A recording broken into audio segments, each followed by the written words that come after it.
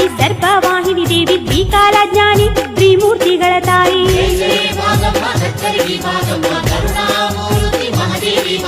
ಸಿರಿತನ ಸೌಭಾಗ್ಯ ನೀಡುವ ಮಹಾದೇವಿ ಭೂಲೋಕ ಮಹಾರಾಣಿ ಸರ್ಪವಾಹಿನಿ ದೇವಿ ತ್ರಿಕಾಲಜ್ಞಾನಿ ತ್ರಿಮೂರ್ತಿಗಳ ತಾಯಿ.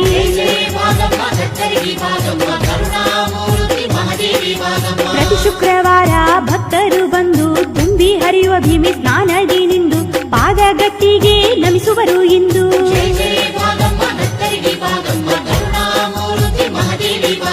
ಪ್ರತಿ ಶುಕ್ರವಾರ ಭಕ್ತರು ಬಂದು ತುಂಬಿ ಹರಿಯುವ ಭೀಮಿ ಸ್ನಾನದಿ ನಿಂದು ಪಾದಗಟ್ಟಿಗೆ ನಮಿಸುವರು ಇಂದು.